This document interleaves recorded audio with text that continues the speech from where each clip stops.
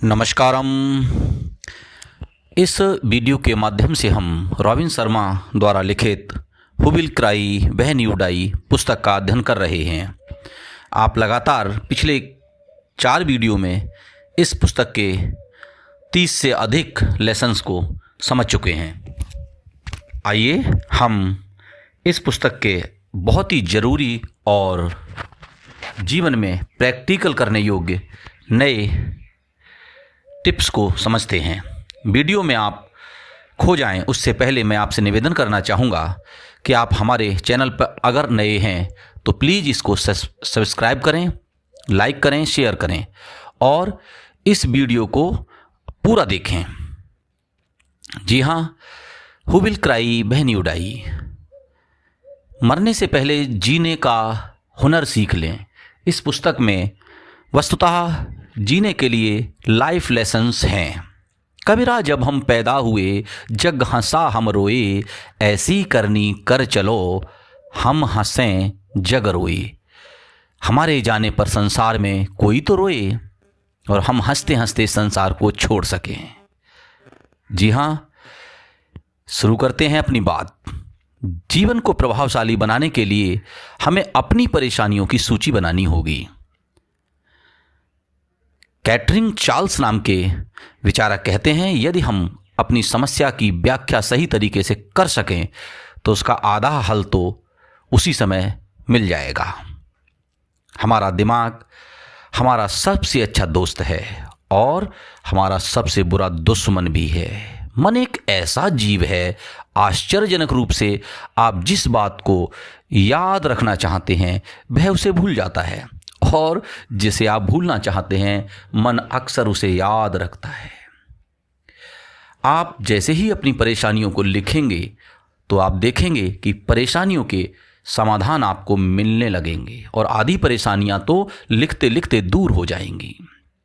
कार्य करने की आदत डालें। बहुत से लोग ये विचार कहते हैं नॉलेज इज पावर। यहाँ हमें समझने को मिलता है कि नॉलेज पावर नहीं है, ज्ञान शक्ति नहीं है, जब तक कि हम ज्ञान को अप्लाई करना ना सीखें। ज्ञान को जब हम कार्य रूप में परिणित करना सीख लेते हैं तब वह ज्ञान शक्तिशाली बन जाता है। अन्यथा वह केवल और केवल एक वजन है, केवल और केवल याद करने के लिए, दूसरों को सुनाने के लिए हमारे ऊपर एक बोझ है। थॉमस कारगिल का यहाँ कोट किया गया है, इंसान का अंतिम ध्येय कर्म में निहित है, विचारों में नहीं। चाहे विचार कितने भी तेजस्वी क्यों ना हों, बिना संपादन के वे सब व्यर्थ हैं। छोटा सा कार्य भी बड़े से बड़े इरादों से बेहतर होता है। अतः कार्य करने की आदत का विकास करें। केवल विचार ही ना करते रहें, केवल इरादे ही करते रहेंगे तो हम कभी कहीं नहीं पहुंचेंगे। आपके बच्चे आपके लिए ईश्वरीय उपहार हैं। जी हाँ, खलील जिब्रान कहते हैं, आपके बच्चे सिर्फ बच्चे ही नहीं हैं, वे बेटा और बेटी के रूप में जीवन की अभिलाषा और लालसा हैं। आपके लिए बहुत अनमोल उपहार के रूप में मिले हुए हैं।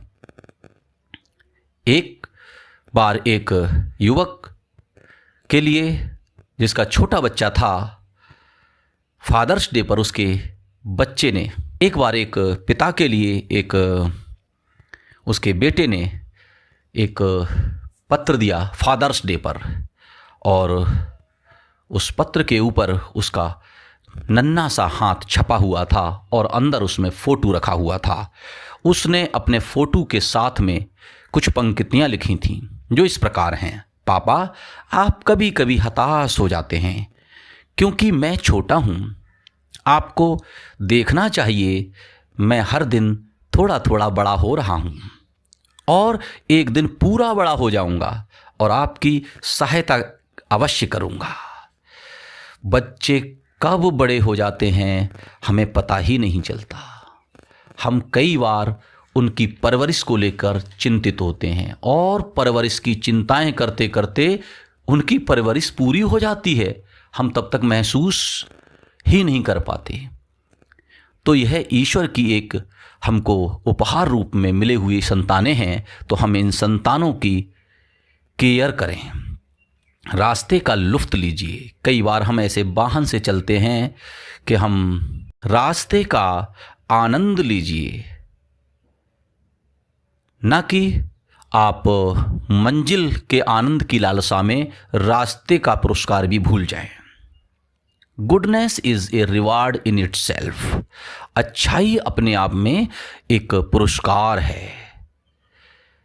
आप किसी अच्छी मंजिल को चुनें और चल पड़ें। मनचाही मंजिलें हमें जो खुशियां देती हैं, उन रास्तों पर भी चलकर हमको कुछ खुशियां अवश्य मिलती हैं।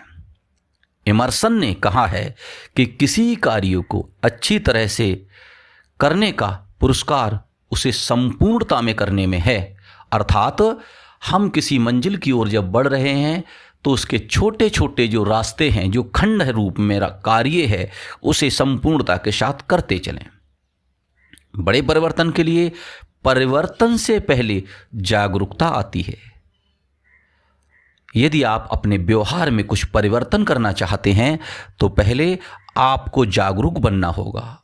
यदि आप अपनी नकारात्मक आदत से छुटकारा पाना चाहते हैं तो सबसे पहला कदम है कि आप अपनी नकारात्मक विचार करने की आदत को जागरूक होकर समझें। अपने व्यवहार को, अपनी भाषा को, अपने सोचने के तरीके को आप देखें, उसके प्रति जागरूक हों और निश्चित रूप से आपको अंतः प्रेरणा मिलेगी और आप बुरे विचारों से बच जाएंगे, बुरी भाषा से बच जाएंगे और आप स्वयं ही ऐसे निर्देश अंदर से पाने लगेंगे कि बड़ा परिवर्तन आपको कुछ ही समय बाद दिखने लगेगा। आप पछतावे से आगे निकलें। कुछ लोग अपने जीवन में पास्ट में हुई घटनाओं को लेकर पीड़ित रहते हैं, पछतावा भरा जीवन जीते रहते हैं और अपने साथ हुए कुछ बुरी चीज़ों को बार बार याद करते रहते हैं। दुखद यादें उन्हें घेरे रहती हैं, या यूं कहो कि वे दुखद यादों को पकड़े रहते हैं। आपको चाहिए यह है कि अतीत की अगर कोई याद करनी है